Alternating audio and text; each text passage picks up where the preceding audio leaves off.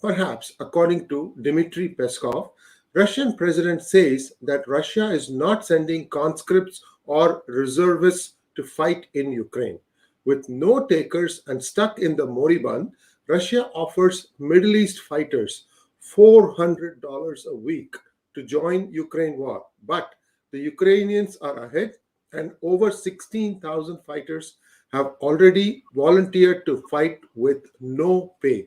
Sree namaskar. Welcome to PGurus channel and my apologies for some technical difficulties. Sree, what do you make of this? Why do you say that he might have blinked, sir? Well, I think it's the first time we are hearing specific. Firstly, good morning to everybody. First time we are hearing specific concessions, which is namely acceptance of Crimea as being part of Russia, then the territory that they have taken over to be part of Russia, recognition and independence of the Donbass region, then denuclearization, which means all the enriched rods to be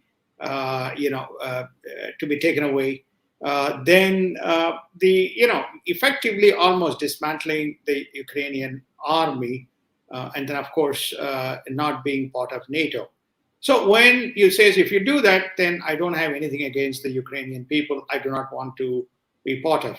This is from the Russian Foreign Affairs Ministry spokesperson in the conference. This is a very distant, ultimatum that he had said to NATO in the earlier last weekend, the NATO conference. NATO Secretary General was quite explicit. He said, the demand that he is making is untenable, so therefore we're not going to concede, and we have activated the response force. Hence, I am saying is probably there's a lot of pressure, especially from the Chinese, and he's also frustrated by lack of progress by his own army. And one of two Russian ships that attacked Snake Island is sunk near Odessa and delaying the Russian aspirations. Are the Turkish drones a game changer in Ukraine? After the success in Libya and Azerbaijan, Ukrainians are taking out Russian tanks and equipment with Bayraktar TB2 drones. According to US intelligence officials, the 40-mile convoy is still stuck and not making much progress. Sridharji, this is a sitting duck, Sridharji, this 40-mile convoy. The 40-mile convoy is a sitting duck. Two important developments. One is Odessa was on target, and this is something that we have talked about. The ship that is one of two ships which is supposed to have attacked Snake Island and taken the Ukrainian soldiers as prisoners. It looks like one of them has been taken down. There is enough evidence to point that is the case, but let's wait to hear the more formal report. But the intelligence officials believe that one of them has been taken out, which has been boasted by Zelensky.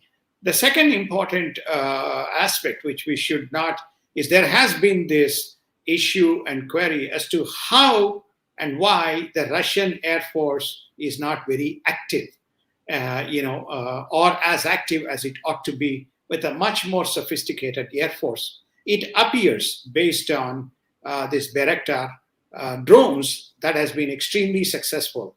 It is the first time this news is, petering out.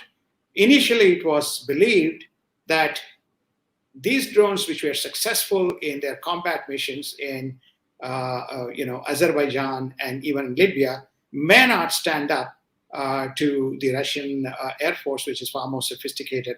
It has turned out to be otherwise. So it's raising some question marks and also strategic questions, which is namely, has the Turks found the secret sauce to take on some of the Russian forces? So it explains the reason why this 40-mile convoy, as you rightly pointed out, is a sitting duck. The advancement of this, whether it creates problems to these drones, is number one. Speaking with some of the people in Ukraine, the general impression that one gets from there is, amongst all people, Vladimir Putin should have known that the infrastructure and the roads are not the best of the roads in that part of the world. They are highly susceptible and vulnerable. It is conceivable, even if there is a small attempt a small breakdown of one of these convoys, then the whole swag of the other following gets stuck. There's also apparently been logistical problems in terms of supplies reaching some of the members of the convoy. The IAEA has lost Chernobyl monitoring vision systems after the Russian invasion. Sridhar, this might have been the engineers who have taken over the Chernobyl. They might have turned off the network access, or is it something beyond that, sir? Is the radiation level still within controls? The radiation levels are still within controls at that point of time.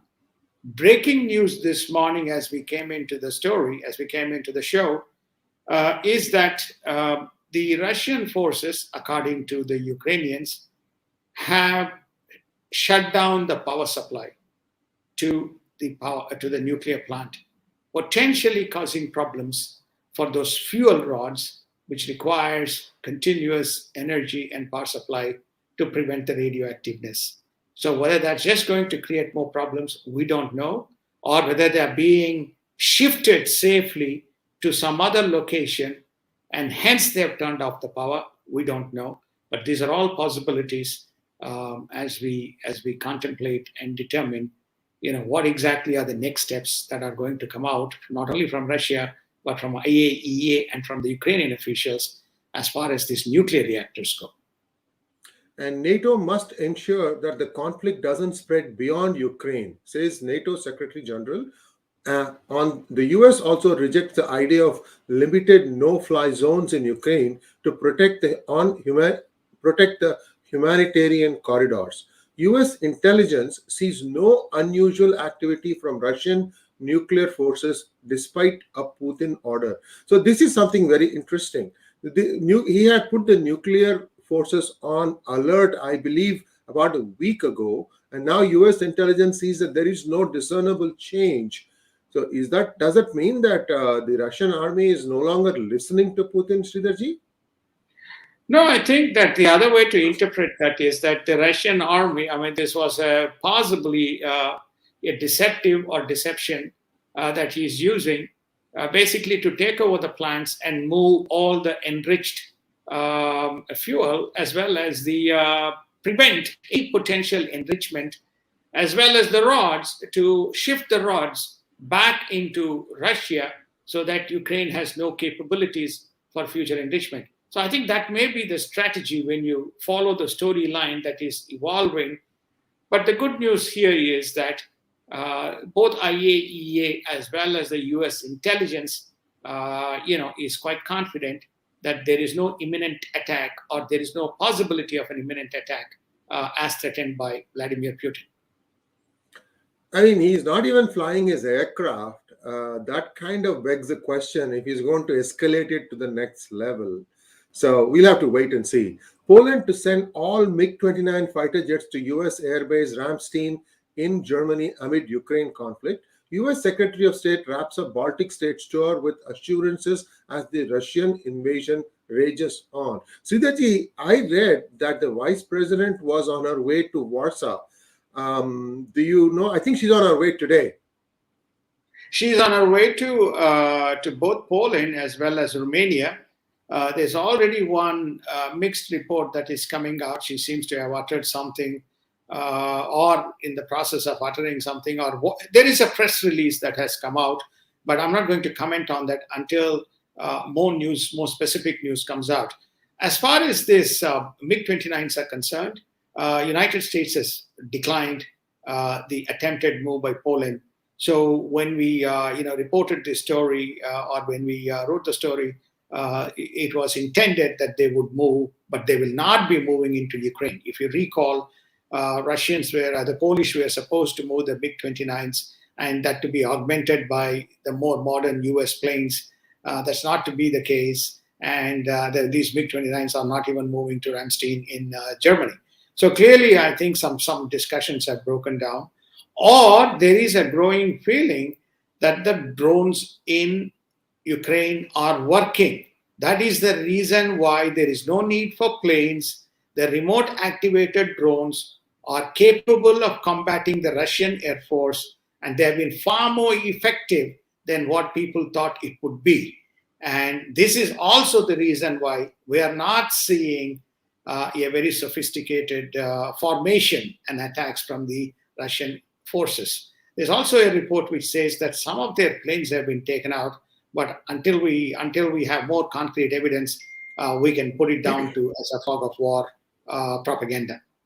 And in US news, Biden tells US will ban Russian oil imports and says up to 4,000 Russian soldiers have been killed and 1.75 million refugees have fled. Biden gets critiqued by his own party for reaching out to Venezuela and Saudi Arabia for oil to mitigate the Russian ban and domestic shortages. Approve our permits. US oil industry response after Biden announces Russian oil ban. So this is a unilateral ban, yours. I had given a monologue 2 days ago saying that the US might go it alone. I said 24 to 36 hours. Exactly what we said happened. Now the point is, US was taking up to 8% of US's consumption was Russian oil. So I think Biden was trying to make up that shortfall by talking to Venezuela and Saudi Arabia, and his own party is criticizing him. What are they planning on doing? Going around in horseback, sir? Biden's presidency, I think many people have asked the rationale as to why this war. Many have attributed it is the warmongering of United States that eventually leads to war. No, my answer is we have a weak and incompetent president probably running the US today. And a guy who is not allowing his industry to basically lift the supplies and quite quickly augment US needs. But on the contrary, until recently, Venezuela was on the no-no list of United States. Now he's going to Venezuela and asking whether you can give oil. They have been cutting the supplies from Saudi. Now they're going to the Saudis and saying, can you give me oil? They're going to even UAE and asking UAE for oil. Both Saudi and UAE have told United States politely, no, sorry, we are not lifting our supplies. We are not augmenting. Just as the Qataris told Mr. Biden, I'm fully booked to Asia, I can't give natural gas. So I think what you're witnessing is a president or presidency being run by multiple constituents within the administration, creating chaos and pandemonium. It begs the question, why they cannot give permissions and lift the oil resources from within United States. American oil for American people is the new slogan that is being heard or that is being communicated through social media channels, Sriji. And China is the leading threat to the US and will try and find ways to seek Taiwan reunification, warn US officials. China says common goal with Russia and cannot be trusted to mediate on Ukraine, says lawmakers in the Foreign Relations Committee hearing. This is of the US. Chinese hackers penetrated at least 6 state governments, says US cybersecurity firm. Sir, this I find it very funny. Why 6, sir? Every state has been penetrated. Well, I think that somebody has to present the evidence, right? Which is to say that, all 52 states have been, so therefore, where's the evidence? Immediately people saw a cyber firm which is tracking and monitoring the 6 states says, hey, I see some strange things going on. It's probably why 6 states, Defense Department, Space Department, every administrative building in the government, Treasury, probably everything is vulnerable. This has been the case for quite some time. Power grids, infrastructure. United States is so far behind in terms of the cyber warfare and cyber threats. This is one of the policy decisions that was taken during the Trump administration and being continued. And only thing is, the question is whether either the prior or the current administration has done anything from a response measures. We don't know as yet, but not based on the information that we are seeing that they have been able to do so. And after energy and wheat, now comes nickel. Surging nickel prices could hamper automaker ambitions to step up EV plan. Sridharji, nickel is an essential part of the batteries, isn't it, sir? It is. It is. Lithium batteries. If you recall, in one of our first shows, which is a monologue, 10 minutes, we talked about what the consequences of the escalation of this war. We talked about three things: energy, wheat, which is food, and we also talked about inert gases that comes from Ukraine, which is essential. We also talked about the rare metals such as nickel and aluminum. Now you're finding all those things are impacted for a range of reasons, and prices escalating. And nickel is far more critical because it is used in a number of industries, most notably the automotive industry. And in Asia news, Xi objects to Russia sanctions in summit with France and Germany. China bans anti-Russia social propaganda. UN writes boss to visit China, including Xinjiang in May. The third thing is very, very interesting, Sridharji. Suddenly, UN is finding its backbone. Well, I think it's not. I think this all may be a PR propaganda. Okay, so remember, United Nations, WHO, any of these organizations have a very strong influence with China and vice versa. So it's very fascinating. This UNHR conference is going on in Geneva. And now they have given access and they say, come down.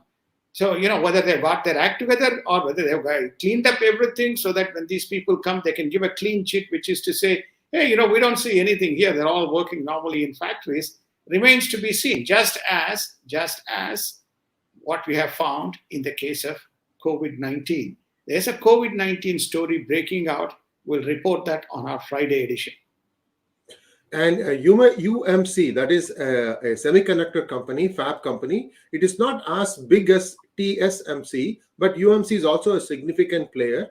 The founder of UMC says his sons are Taiwanese and they would fight if China invades. And Taiwan sent aircraft, broadcast radio warnings, deployed air defense missiles to monitor PLAAF aircraft. 5 Chinese military aircraft enter Taiwan's ADIZ. Taiwan orchids blossom on the photo of the day standing in solidarity with Ukraine. Russia listing Taiwan as unfriendly nation creates little impact. So this UMC business, I think UMC has a sister plant in China. It's called Grace Semiconductor Corporation, if I'm not wrong, sir. And I think the son got into a fight with the father 30 years ago or something. He went to mainland China and he started this Grace Semiconductor Corporation. So there is a very interesting history here. Perhaps you can throw some light on it, sir. I think that's it. So there is a UMC Taiwanese plant in China, started by the son. They have been descaling ever since the Taiwan, came under the threat of the Chinese incursions. Now it has come into the open that basically these kids are going to fight with the Taiwanese, inspired by what is happening in Ukraine. By the way, Taiwan, the entire semiconductor complexes are now being descaled from China, and some of the operations have been relocated or are being relocated to Japan. There is also a new semiconductor fab factory coming up in United States, in Austin.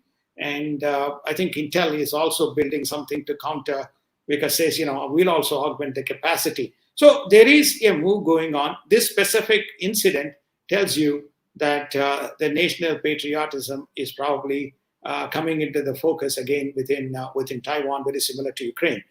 All these other things that you have reported or we're reporting is symbolism that is reflecting that Taiwan says, I am going to be very much like Ukraine. I am with Ukraine. So what does Russia do? Russia says, what Taiwan does, we don't care, we don't bother. What does China do? China basically, again, air defense intrusion zone. They penetrate with 5 or 6 planes coming back in. So they're going to have this continuous furloughs of planes coming into Taiwan to see when will China blink, when will Taiwan blink. So very interesting times as we move ahead, Sriji. Asian companies hesitate on Russia pullout as Western boycotts mount. Now we have the last one that left, I think, was Coca-Cola. You had McDonald's leave, Starbucks leave, Coca-Cola, and these are all franchises. So what it means essentially is the supply line gets cut, I think. Sridharji, your take on this, and what are the Asian companies that are sitting on the fence, sir? Well, the amount of investments that the American companies have made is quite significant when it opened up. You correctly have pointed out quite a few of them are franchisees or franchises, where there is a manufacturing complex which is through a collaboration. Interestingly, Vladimir Putin has issued a statement that he will nationalize those factories, effectively taking over the assets, which probably were joint ventures.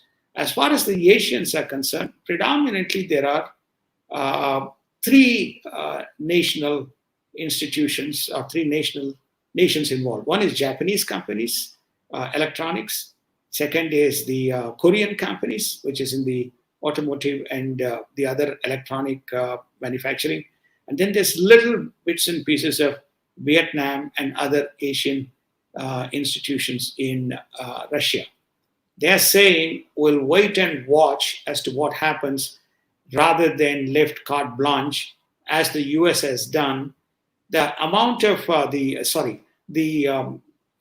what you call the penalties and the sanctions have been only at the government level in Asia. It has not cascaded itself into private enterprises as yet.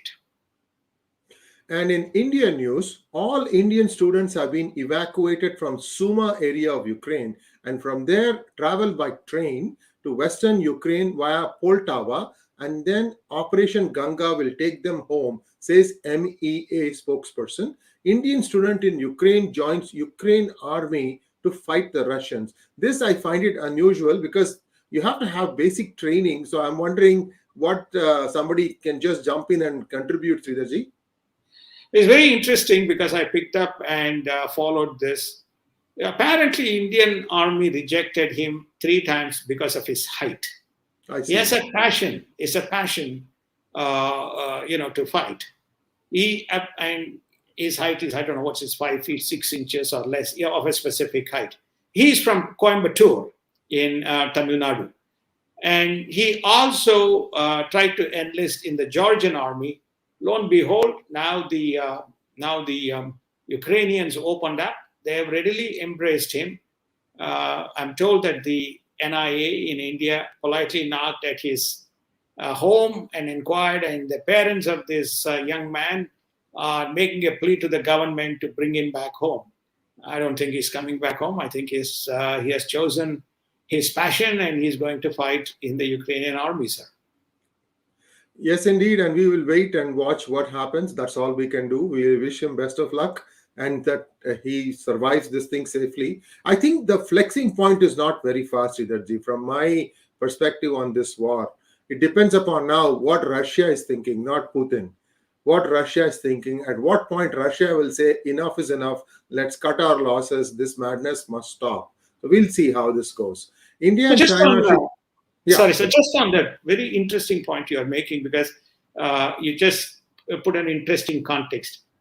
Russians advised the Iraqis when US invaded Iraq, do not fight the Americans in a traditional manner. Fight the Americans in a guerrilla and warfare, urban warfare, so that they don't know where their attacks are coming from. This is Russia advising the Iraqis, the various factions which fought the Americans. Now, Ukrainians are using the same technique which the Russians advised the Iraqis, so they have prepared themselves adequately to fight the guerrilla warfare and take the Russians on. And they're not using the conventional weapons. They're using all these handheld grenades, javelin, Stinger missiles, anti-tank guns, as well as they're using now the drones very effectively. So it's very interesting as to how the same strategies which worked to stall progress is being used again in Ukraine. And thanks to Vladimir, he seems to have taught the Ukrainians how to fight his own army. I just wanted to make that observation because you set an interesting context. I'm sorry, I took away a minute of your time away from the specific topic. Not at all, Sridharji. At the end of this, if I have time, I'll explain to you a couple of videos I've seen. Very, very interesting. India and China should help each other and not drain each other, says Chinese Foreign Minister Wang Yi. I think China should start by withdrawing from all the occupied areas, Sridharji, don't you think? I think that is, this is the camaraderie between Mr. Modi, Mr. Putin, and Mr. Wang Yi, and I think he's trying to pull a fast one. I think between the two of them, they're trying to persuade Modi to, oblige and break the nexus with the West. Then once he does so, then game over. I think Modi is too smart to recognize all these kinds of games that are going on. So he'll play in his own way. The US Trade Policy Forum, TPF, which was revived in 2021, will focus on building a resilient global supply chain as India and US find new ways to collaborate, says US Trade Representative to Congress. India potentially to open up its markets for cherries and alfalfa hay at the request of US after pork, as USTR continues to work with India to expand trade. The CATSA discussions continue, and any sanctions under the scheme would be foolhardy, says US Senator Ted Cruz, a Republican, in Foreign Relations Committee hearings. Watch this committee hearings, viewers. We'll get an update for you today if it's possible as a monologue to tell you specifically what is happening in this, because if you remember, I had a monologue where the US Assistant Secretary of State, Donald Lu, had briefed two senators in Foreign Relations Committee hearings about India's record, especially towards its minorities. I had told them that they are drinking the same Kool-Aid as the USCIRF. So you see the danger now. When you let somebody give a fake narrative, that starts taking a life of its own. Sridharji. Well, I think this is where there is a general categorization of everything is United States and everything is West. There are two sets of policies. There is a Democratic Party policy and there is a Republican Party policy. Under the Republican Party policy, you have had bilateral trade, strategic partnerships, the whole range of things develop. Whenever CAA, National Register, all these issues came up, Mr. Trump politely said, that's an India matter, they know how to take care of it. Now you shift to the Democratic administration, either now or prior in the Obama-Biden period. They seem to have somehow, got their, facts wrong, or they want to get all these other perspectives, which is to somehow marginalize India and put it in a different context. Maybe their biases are towards the Congress party and the other allies of the Congress party, whereas, Trump seems to be much more inclined towards the BJP type of, or the center-right or right type organizations. So you are seeing the policy differences. So you have to look at this delineation from the optics around that. Now, since you mentioned, Mr. Lu, at the same hearing, Mr. Ted Cruz said, hey, it's a democracy. It is the largest democracy. We are the oldest democracy. Two democratic nations. We have built a very strong relationship. And even in the Abrahamic Accords, we have built a partnership. What you guys are doing with your very silly narrative is unbundling all the good work that we had done. So this is what is going on with this Democratic Party led various secretaries who seems to have an agenda of their own. Viewers, I would, through this video, request the Democrats to first look inward. You need to send some of your congressmen and women to jail. One of them was caught in the bed with a Chinese spy, and that person is heading up some committees now. What is going on, Nancy Pelosi? And what about Ilhan Omar? What have you done about her immigration problem?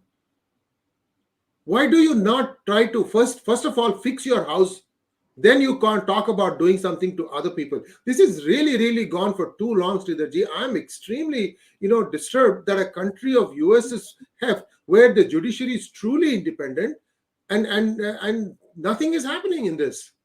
So anyway, this is just my rant. Let's move on. Australia, India move towards free trade pact to cut China dependence. You see, China made things for free. They made Ganeshas, clay Ganeshas for free. I mean, more or less, very, very cheap. I don't think India can, find these things elsewhere. It needs to grow its own industry. That's my 2 cents, sir. Your take. No, I think my 2 cents in this is China played a very calibrated and very clever game, not by itself. I'm not an Indian expert, but I'm told that the CCP and the Congress Party had some kind of a strategic partnership and joint agreement signed. Nobody has revealed what the scope of that agreement is. Over a period of time, the Chinese imports skyrocketed to the extent that every little piece of thing had to be imported from China, creating a huge, huge trade imbalance over and above the surcharges that India pays for its oil imports. Hence, its economic progress was considerably impaired, which is being reset. So whether why Ganesha should be made and why Parvati should be made, or why Goddess Sharda should be made, or why Durga should be made, why 𝙤𝙬𝙤𝙤 should be made in China is quite ridiculous, which is at the expense of the Indian artisans and Indian craftsmen and the local industry, which emotionally and as well as spiritually connects with these things, whereas just cutting a die and sending it, in my view, is not the most appropriate way to conduct. And you should be using China for something else, if at all you're using it. That's my view, Sree. And the LIC IPO is likely to be deferred, and India hopes to mobilize 1.3 lakh crores from disinvestments next fiscal year. Indian Prime Minister addressed sovereign funds, private equity groups, asset managers on India's broad disinvestment and asset monetization program. This LIC going IPO, Sridharji, is a very interesting concept because it is also, believe it or not, tied to the ongoing unfolding NSE scam. Anyway, we will talk about that separately on a different hangout, sir. Your thoughts on why they are deferring it? Any idea? Because of the present market conditions, they are deferring it because the price point would be very low if you're going into an IPO in a turbulent kind of a market, and market is not in a mood to welcome a new IPO. I think that would be the reason, the sentiments delay. And this is where it's very intriguing to me that how come Mr. Vladimir Putin, who visited and met with Modi in December, did not give him advance warning, something is cooking. While on the contrary, he seems to have given advance warning, which allowed China to retool its supply chains. He listened to Xi Jinping and delayed the invasion of Ukraine, but he doesn't seem to have given the same piece of intelligence input to Mr. Modi, who went on the path towards an IPO. Now he finds that the markets are in turmoil, so therefore he's delaying it. Yet, Russia is considered the strategic mandu of India. Sridharji, this is not the first time that Russia has withheld intelligence. Another thing happened, and the Galwan thing could have been avoided if Russia had properly given the advice. More interestingly, why the defense intelligence relied on Russia's input and not on its own intelligence is another problem. So anyway, we'll just go on to the next point because people will think that Sree Iyer is again ranting. It's all right. India is trying to find ways to cushion the impact from spiraling oil prices. India is set to export a record 7 million tons of wheat as a rally in global prices gives the world's second largest producer of grain an opportunity to gain market share. Russia and Ukraine account for 30% of the world's wheat exports. Now, on this point, I just wanted to say that the wheat bowls for India are Haryana and Punjab. And if Punjab had not indulged in this adventurism against farmer protests, Just think about it. Everybody would be like, they would be growing 3 crops a year. They have abundance of, at least they used to have abundance of water. So something here where, you've done something, and then it's now probably another opportunity that might have been missed. Sridharji, how do you see this? Well, I think that Modi is a true mercantile man. He seizes every opportunity to create a trade and basically, convert it into a realized gain for himself. So therefore, I think they saw a window of opportunity. The prices had gone up by 40%. They saw a window. They have pushed up the exports significantly. Now I'm told that with 1 month left, which is March, they're likely to cross 7 million tons, probably the highest export achieved for the wheat, and probably picking up the market share. And the market share will remain. The reasons being, for a considerable period of time, the supply chains are going to be disrupted. It is going to take some time for Ukraine to get back. So I think Modi has made a strategic move, and I think they are watching and making. This is very unusual, but very, very, very welcome move by India to seize every opportunity that is coming along its way, sir. Absolutely, sir. Just two cents to add to what you just said, sir. Modi has been spot on. The farmers' bill should have been embraced by both hands, with both hands by the farmers. It was going to help the farmers. And now you are having an urban Naxal party about to come to power in Punjab. These guys know nothing about governance and everything about obstruction. If you thought that the Congress government in Punjab was obstructionist, this is going to take you to a whole new level. Enjoy, Punjabis. You deserve what you get. I mean, you got what you deserve. Unfortunately, I know a lot of Punjabis are very good friends of mine, but when you elect someone like Aam Aadmi Party, it is not good, because they are even worse than the Congress in terms of obstructing. These are urban Naxals. That is their that is their mantra. So it's going to be very interesting times ahead. All 4 corners, Sridharji, you have tension points now. Tamil Nadu, because of China breathing down the neck. Kerala also same problem. Punjab now, because of Pakistan and Khalistan. And in Bengal, because of illegal immigration. And this is just, I can't understand why people, don't understand the concept that you are an Indian first. You are a human being above that, but you are an Indian before you start thinking of something else, about thinking yourself along religious lines. I'm sorry to go on a rant, but I saw a video, Sridharji, where a Russian helicopter pilot was shot down, and he landed. He was okay, but he had suffered some bruises. The Ukrainian soldiers captured him, and they basically connected him up with his girlfriend in Russia.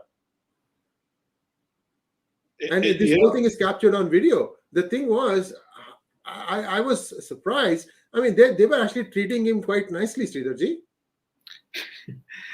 Well, I think, look, it's, I can react and give enough, just very similar to yourself. We talked about it offline as to what is going on. But we have a number of very, patriotic Indians who think that, you and I are spinning Western stories. So I'm resisting the temptation to speak, 2 sentences about this.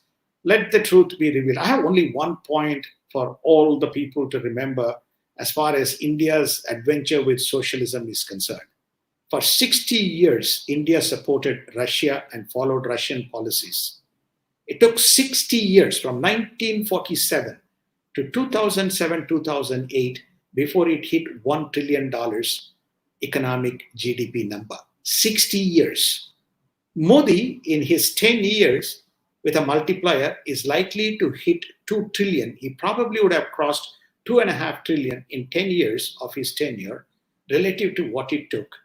The asset monetization program, as well as the disinvestment program that you're talking about, is a complete antithesis to the Russian central corrupt model of socialism. And that is what Modi is following. And by the way, there is no Lavrov attending this disinvestment program.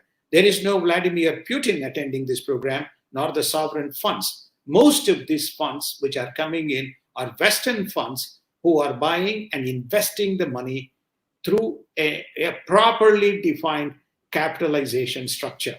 All this has happened in the last 12 to 14 years, even during the Narasimha Rao's time, when India was a $250 billion GDP, the reforms only hit the tip of the iceberg before he was compromised. So I just don't understand from purely the economic numbers why there is such a passion for this socialism and the adventurism of Putin, who is committing, doesn't matter, don't worry about whether the United States was right or wrong in advancing into the nations, but this is a disruption that we least wanted. And some of the stuff that we are hearing and seeing is quite outrageous in terms of what is going on, Sriji.